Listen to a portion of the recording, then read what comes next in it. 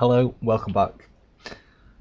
So picking up immediately from where we were, looking back at the time whilst I had that little break, this will probably be the second video of the playthrough. Obviously, going through reading the books and killing all the enemies is going to make the videos longer, so it means I won't be able to get so much progress in sort of the 30 minutes that I like to have the videos at. So with that in mind, video 2, welcome to video 2, Exanima beta. Check video 1 if you haven't already to see the version and see some of the little teasers we've got for the skill system. And we'll get into reading this lore. So, parchment. Consignment has arrived. I must find a suitable place and begin work. Finally I can resume living with a vague semblance of decency. I cannot stand this filth any longer. I've been living like an animal. Interesting. Again, give thoughts in the comments. Let me know what you think about the lore. Any speculations that you have, I'm interested to hear them all. Different sides. I know there's lots of different ways to interpret the lore, the parchments and everything in this game, so I'm interested to hear other people's views on that. Let's give this book a read. Ghosts. This book presents itself as nothing more than a collection of absurd theories on the existence of ghosts. However, there are parts written in a different tone. There is an innate power in the ghost realm, unlike the physical world. It is not governed by the constraints of matter or the laws of physics. A ghost can conjure anything, any object or power they can simply call into being, much as we do when we dream. This, however, requires a keen awareness of their condition, an understanding of their realm and their place within it. Most ghosts wander in a state of confusion at the mercy of twisted thoughts and perceptions, but not all. There are those that have awakened, or perhaps never slept. Never were in a dream-like state. These wield great power. They can shape things not only in the ghost realm, but within our own. So I love that book. It's one of my favourite ones. A bit of a teaser to thaumaturgy, and just a load of text, which I always love. Okay, so nothing for us in that chest, a little bit disappointing, so we can move onwards. Not sure if I checked out this other room yet.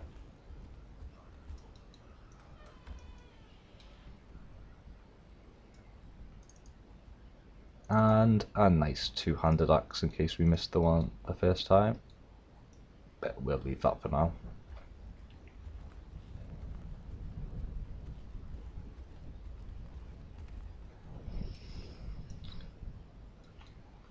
Probably best to deal with this enemy before we start rummaging through chests. He was just ready to ambush us there, wasn't he? Go and have a look in that chest, so I can smack you around the head. Yeah, but no, we don't really want to be smacked around the head, thank you. So instead, we'll kill him first.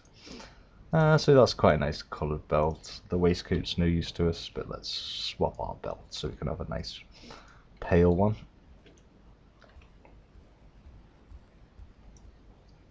Sometimes there's an enemy down this corridor. Usually there's an enemy really badly armoured with a stick in these parts, so not too concerned about running through with just my torch equipped. We are missing braces, so we can grab these. They're here. And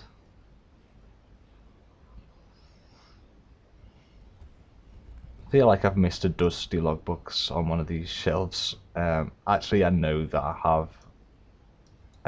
have from the earlier area. It's too late for me to go back and grab it, but never mind. We'll have to just be almost completionists, not completionists. But onwards.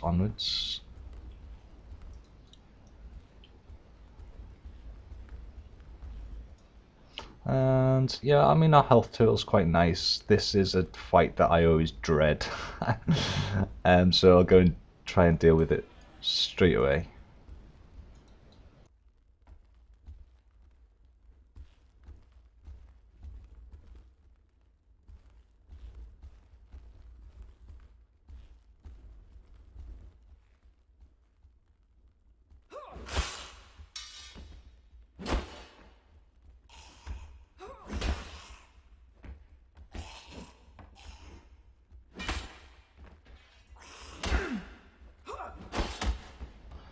Ooh, a bit lucky there not to take any red damage, as he got quite a nasty hit on us. But I always prefer running into this guy first rather than the guy with the stick. Just simply because if he comes running into a fight, it makes it more awkward. It's nice to get that down without taking any severe damage. So now we just have an easy fight down this corridor, which we may as well go and deal with.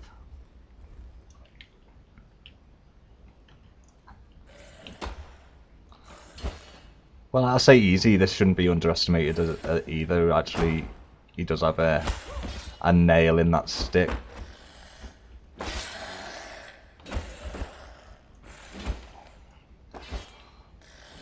Little bit awkward with the layout of the corridor.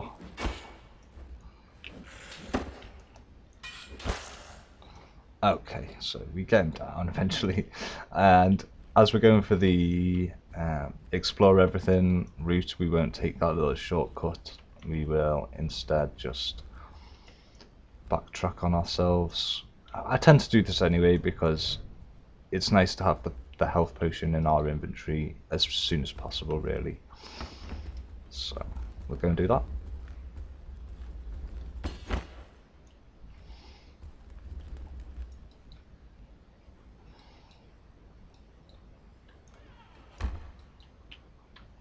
Two enemies down here this time, so no need not to have a shield out.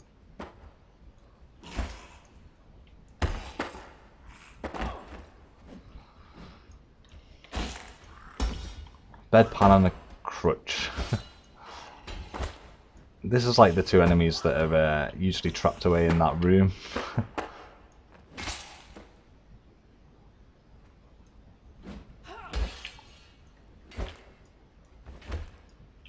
But I'm sure we're going to have to fight them anyway as well.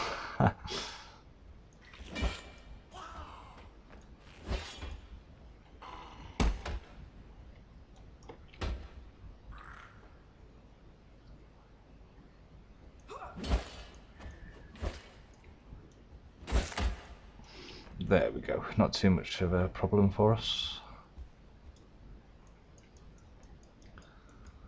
Shiny. Gotta love the shinies. Also got to love chests. I've seen a lot of waistcoats on this run, which is a bit of a shame actually.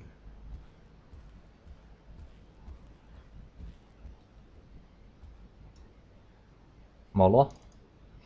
Long list of people undergoing treatment of often grievous wounds. Many of the injuries appear to be bites and lacerations, presumably resulting from the attacks of some sort of animal.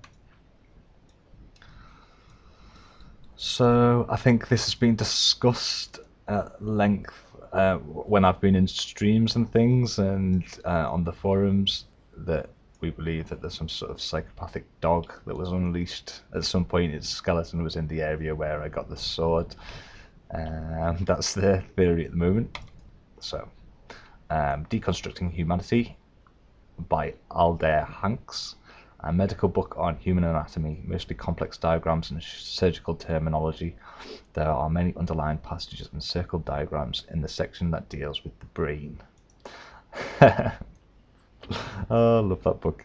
Okay, so we have a brain scientist and parchment. They lose their will to live without their bodies. They seem completely bound to their mortal remains. Is it just because of their lesser minds? I have attempted to sustain one with nothing left but the gods below. What am I doing? It's horrifying. Sometimes it's as if I suddenly wake to realize that I am fueled by rage, as if I hold these poor souls responsible for what has befallen me. So another really interesting one. Who's writing this? What has befallen him? And all that sort of stuff. So again, a good one for speculating on. And did I get the stuff from the other side? I believe I did. I don't think there's anything in this area, so we'll just pass it over for now. As far as I know, there's no extra chests or anything like that, so we'll just skip over it. And this little cell here, bit of lore. I think my illness has worsened since coming here. I often feel confused, as if battling conflicting thoughts. My temper keeps getting the better of me, an aggressive trait I never knew I possessed. Perhaps it is simply a response to all that has happened. Even so, it scares me. I don't recognize myself. I must make a greater effort to retain my composure. So another interesting little tidbit of parchment. We'll nicely align that with the others and grab our upgraded leather vest. Sturdy, designed for a woman, which we are. We are a woman, so all is good, all is excellent. And yeah, we need to go and fight the other two guys. Oh, there's a trunk in this room that I always seem to forget about. Nothing for us. Okay. And now for these two jokers, these two clowns. The amount of difficulty these guys used to cause me, they're probably going to go and kill me now, aren't they? They're not too tough, but if you're not used to fighting two at once, they can be a real pain. Because I think the difference in length of the weapons makes it that bit trickier. But so long as you can get one down in a reasonable amount of time, then usually it tends to be okay. I'll say that as the guy with the crutch just beats the life out of me. But there we go. Nothing in this room? No. But yeah, we get a nice reward now. Although another spike club. Oh, we're getting a lot of repeated loot from the RNG. The RNG god's not on our side at the moment. What's this? Okay, just nothing, it seems. And I just want to have a quick look in some of the other cells, just in case I've missed something that's been added or missed something in my previous runs. Something that I don't tend to do is come and check these cells, so may as well do it now whilst I'm doing this reasonably complete run. Okay, looks like another chest. Did we check this one before? So that's a slightly nicer waistcoat, but I believe it's going to replace our leather one, so we can just leave that in there. Continue along our merry way.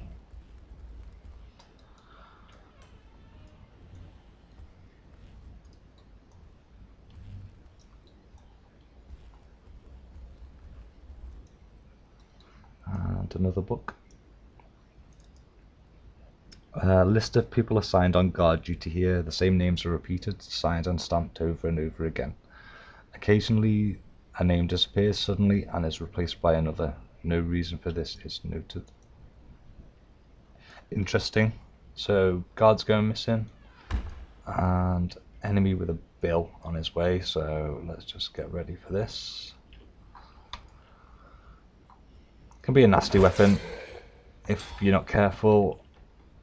And as I say, it's one that I've actually really enjoyed using in arena, so at some point I might try a run through with the campaign with the bill, but I'm going to stick with what I know for now. I know people are keen to see other weapons, and that's something that I'm going to do in future videos. I'll start off with going through some in arena and then maybe progress to taking them through the campaign. However, I do increase the likelihood of death when I start playing around with weapons like that. So I'd quite like to just do it with the sword first, so I can at least prove to the world that I'm not totally incompetent, hopefully.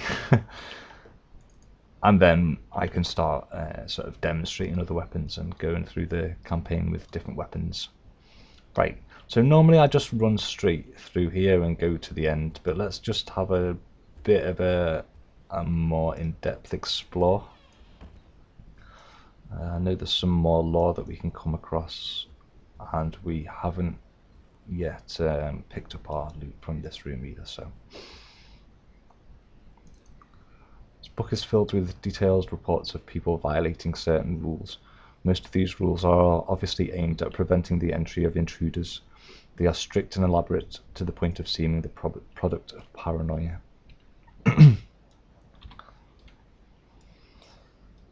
So, book of rules. We'll take our rule book, and go and take on these guys in here, which sometimes can be a little bit of an awkward one, but we will see. Let's see how this goes for us. Sometimes it just depends on how they're positioned. What we're going to do though is just run out into the light before we start any sort of combat.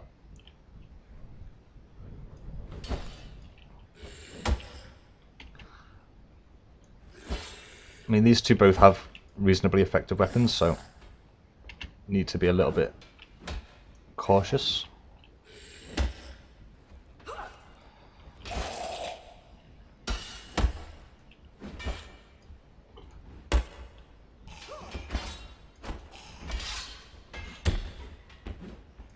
Would prefer it if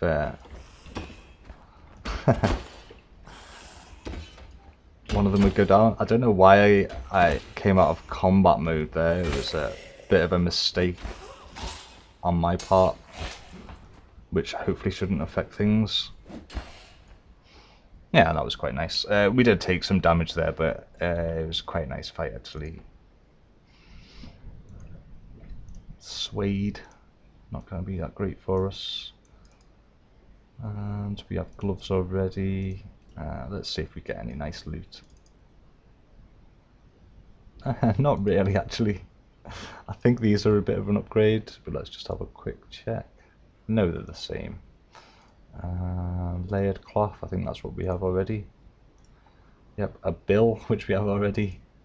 And another one of these. Do we like it better? No. I don't anyway, you might, but I don't. And so there is actually something else here, which I can show off. I don't think I've ever actually found it myself, I've just been told about it. But there is apparently a two-handed sword in one of these cells, so just have a quick look for that. I think it's this one.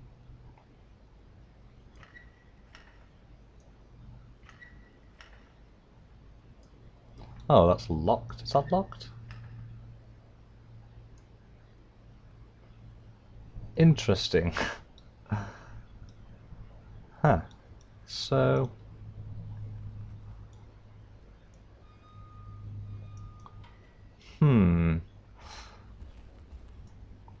I'm surprised if it's locked, because it's not like I've come across a key anywhere really.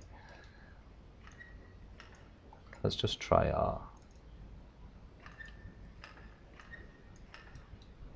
Huh. Can we see it?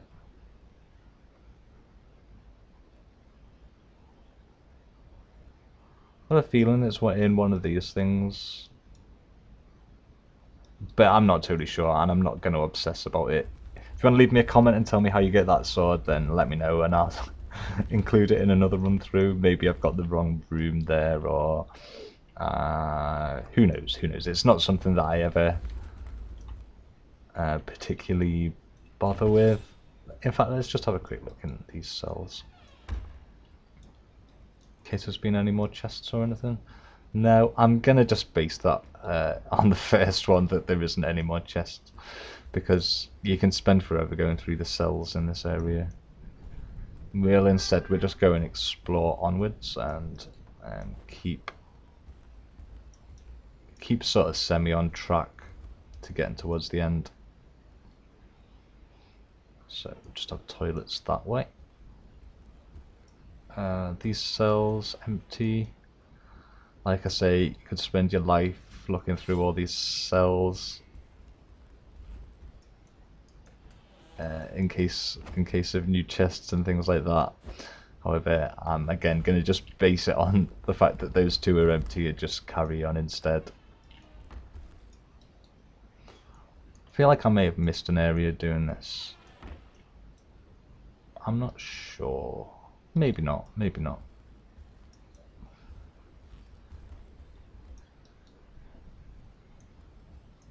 Okay. Oh. Nearly got taken by surprise. Oh, that's not the best. Careful of barrels.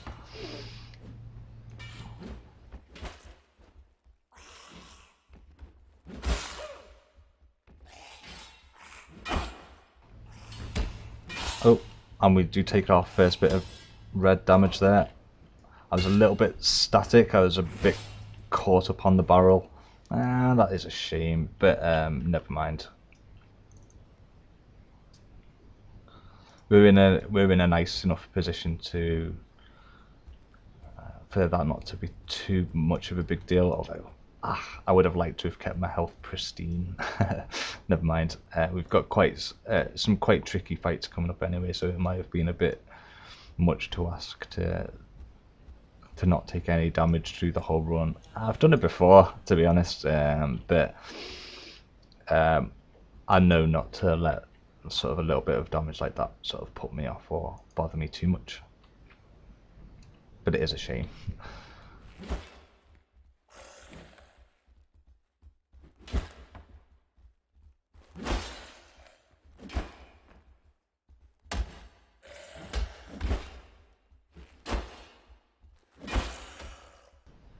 Okay, so that one went quite nicely. And go and have a look at the lore here. So, The Forgotten Power by Anonymous. According to this book, humans are powerful, immortal beings that have forgotten their true nature. That by living your life by a certain moral code, performing certain rituals, and eating a certain diet, you can achieve great power and ultimately unlock your dormant immortality. Awesome book. Get in my bag. There's a couple of books in this area actually.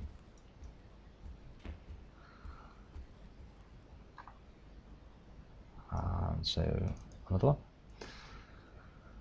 The Life of Linus Fendrick, a famous book with an even more famous story surrounding it, is often told by mothers to their young children, a cautionary tale of the dark and sinister trappings of thaumaturgy. Fendrick was an extremely talented thaumaturge who lost his young wife and 3 children in a gruesome accident. He was thus driven to necromancy in the hope of resurrecting them, not with the traditional crude raising of the dead, but with full sentience and cognizance. His practices and experiments were most vile in nature: kidnappings, torture, and murder, keeping his family's bodies in a zombie-like state for some 40 years. His crimes were plentiful and led to nothing save failure. So, seems like quite a horrific book to be reading to young children, but as well quite an ominous one in this particular setting. You know, why is that book here? Oh, these are quite interesting looking gloves. You know what? I like them. Let's put them on. They're kind of like hand colour, that's the only thing. Never mind. I feel a growing resentment for Thaven. On one hand, I wish to please him, to impress him, but such thoughts then lead me to anger. I once believed there was a friendship between us, now I think perhaps it was based on naught but common interests. His disregard for all things other than his single-minded purpose has hurt us. It has put us all in difficulty and danger. I was always feared, but I was also respected, to be driven from my own home by peasants. So it's someone not particularly too happy there.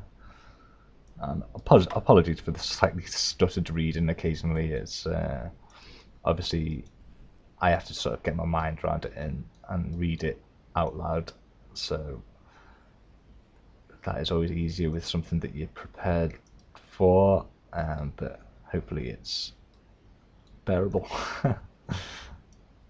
Okay, so I don't think there's anything else in this room. However, another one of my favourite books up here, which I'll be sure to get.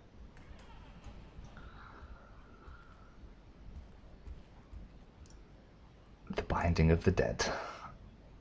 Linus Fendrick, the pages of this book are stuck together and ruined by copious amounts of blood. I just love that book. Get in my bag, please. And a couple more little bits of lore over here. Also some interestingly shaped bottles. It's worth pointing out that some of the more unique bottles are found in this guy's office. I'm a bit obsessed with these bottles. Yeah, I really like them. Anyway, so far results are disappointing. I suppose I should have expected as much as the initial dramatic I suppose I should have expected as much after the initial dramatic progress. I am seeing some improvement, but I feel as though I need to change in direction to really go further. If only Paul Papin was still with me, exchanging thoughts with him would benefit me greatly. So, interesting. Forgotten by Amy Corrin, a scholarly book about memory and cognizance, what we forgot and why we forget it, how we choose to make a history for ourselves regardless of the facts, how we are defined by the wholly unreliable and subjective thing we call memory. So, nice little bit of philosophy for us. A brain in a jar. Can we put this in our bag yet? No. One day I'll be able to take this brain and carry it around with me.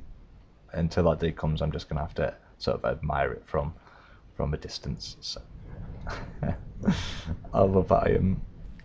It's one of those things you might not even notice as well, that when you're first in that area you might just sort of dismiss it as another bottle. But no, it is a brain in a jar. And I feel like I've missed some loot, like I've missed a chest or something, but I'm not going to be too worried about it. I don't think I have. Maybe. But hey ho, let's go and take on the boss of level 1. So if we're gonna fight them both together, I prefer to do it in the big open hall. I can deal with them in this corridor as well, but we'll just see what the layout looks like. What I think I might do is just run out to the hall and then we'll start fighting this guy. And then I imagine the boss is gonna run over to us. Okay, that was over really pretty quickly. Where is he? Well,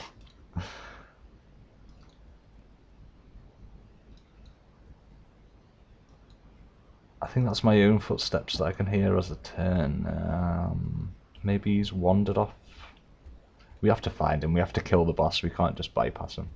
Even though we can just bypass him. I'd feel kind of bad about doing it. And well. He's nowhere to be found. He's actually nowhere to be found.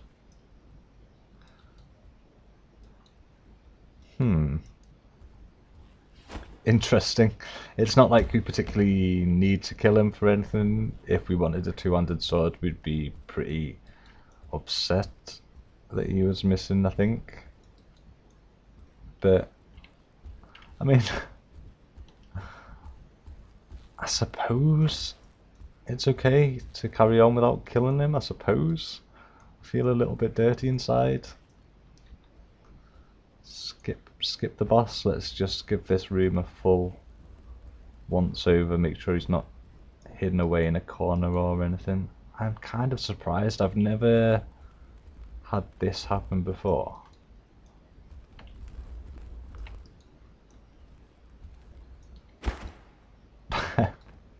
Spectacular faceplant to celebrate the end of level 1.